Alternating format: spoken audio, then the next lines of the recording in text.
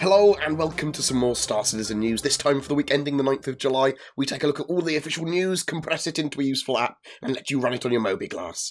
The schedule report. So this week, CIG held a second internal pre-Evocati milestone meeting of Star Citizen Alpha 3.0. The main features are done, which allow them to use their daily director's review to get a comprehensive understanding of how all these features work together. Production have collated the various feedback and reactions to these reviews and have decided that there is optimization and user experience improvements that they would like to get done before releasing it to the Evocati. As such, the release windows have been pushed back and now stand at an Evocati release between the 20th of July and the 3rd of August, a PTU release between the 7th of August and the 18th of August, and a live release window target of the 21st to the 25th of August.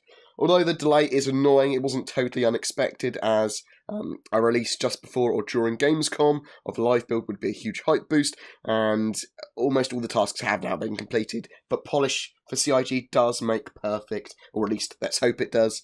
3.0 Alpha is the most anticipated release to date, but it's had multiple delays. It is, however, such a massive change to the game. It's basically a whole new game. The entire skeleton of the future of the persistent universe and the MMO is there.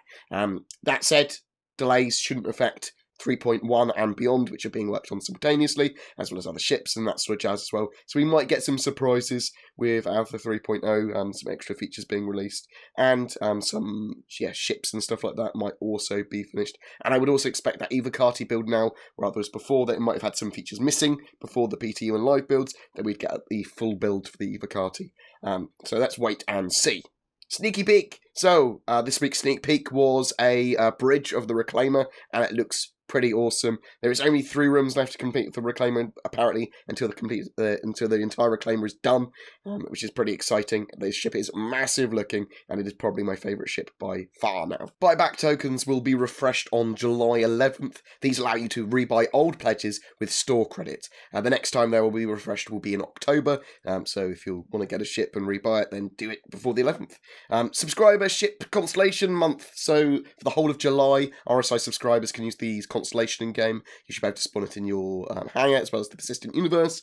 And the monthly report is out. I have an overview up of that already. And also recently I was able to attend a Foundry 42 UK tour, as well as having an interview with Erin Roberts about 3.0 and beyond. If you'd like to see that, the links to all of them will be in the description below. It's very much worth checking out both of those videos. Let's take a look at what the UK studios have been up to this month. They've had a massive update.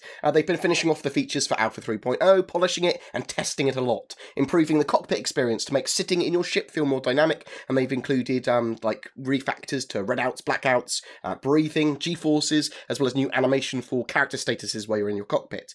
Close combat and takedowns with knives, as well as being unarmed, are being tested in-game to ensure that they are satisfying and cool-looking. They've converted almost the entire system to the new active status system as well, with a cleaner, more efficient and reliable interface between the server and client for the status system. They are progressing with the new Delta Patcher, integrating it into their wider toolset there at the UK as well now. The new mobiGlas look and use of the rendered texture and holograms have made the mobiGlas look really pretty cool. This is going to be used for comm calls and mission briefings as well, that kind of tech, but also for the UI stuff, live rendering of calls from other players in-game, so that you can probably see other characters actually rendered and chatting to you in-game eventually.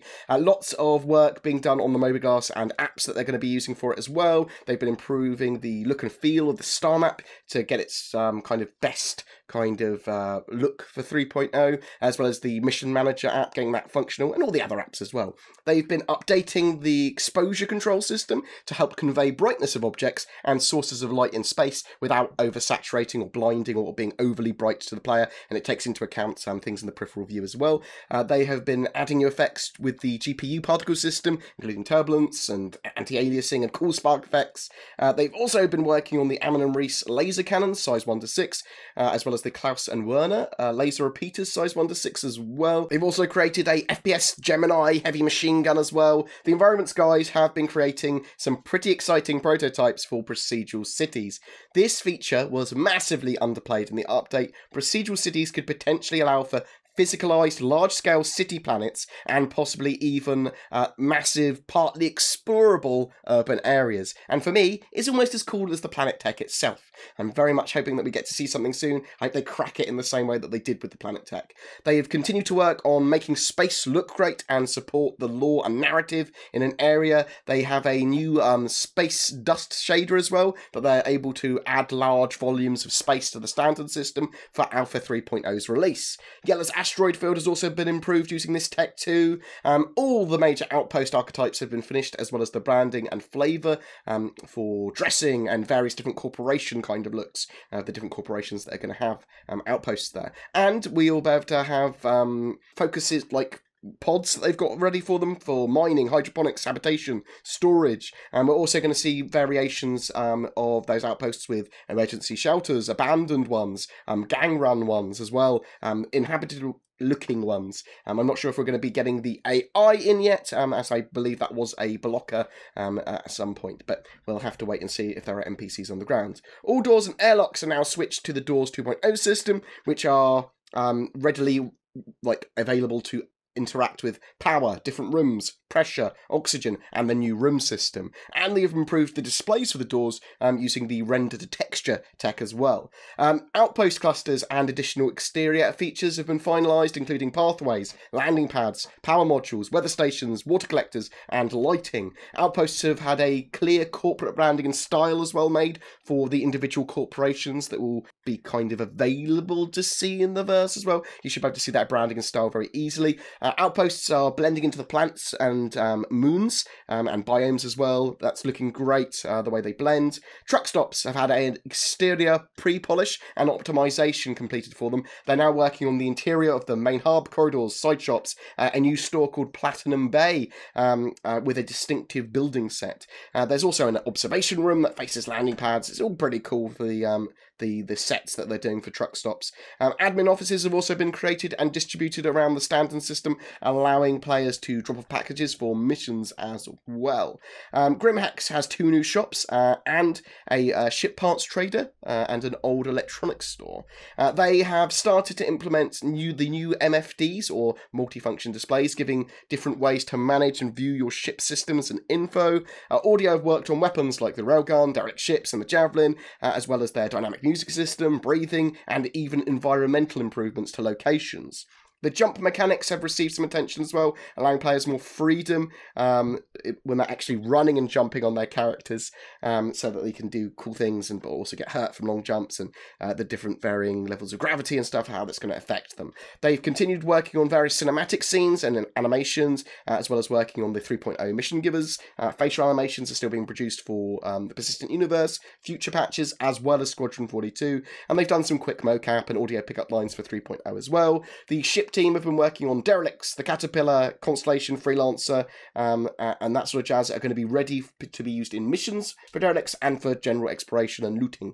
They have also implemented the tools allowing them to place Derelicts and set pieces very easily onto planets. The Hull C has had its finalised geometry done on its folding section anyway, and the front section has had a lighting pass, the rear section has been blocked out, and is getting a modelling pass as well. So hopefully the Hull C ready relatively soon. The Eclipse is getting built out too. They're currently focusing on the cockpit, but it's had some exterior work done to it as well. The Reclaimer is almost complete. They finished a load of the rooms off, and there's only 3 left to go through the final art phase, and it's looking very, very, very attractive. The Reclaimer has become my favourite ship, and it looks, just superb. And that's it for the news this week. Every month we try and give away a ship. For July, it's a Nox Q. All you need to do is be subscribed to my YouTube channel and comment on any of my Star Citizen videos during that month. Any questions about Alpha 3.0's development or delay or whatever, questions for me or about Star Citizen's development in general, a special thank you to my Patreons who allow me to create the amount of content that I do. And if you're interested in becoming a Patreon, you can find the links to Patreon as well as everything else we've talked about below. Please don't forget to like and subscribe, as it really does help me, and I will see you in the verse.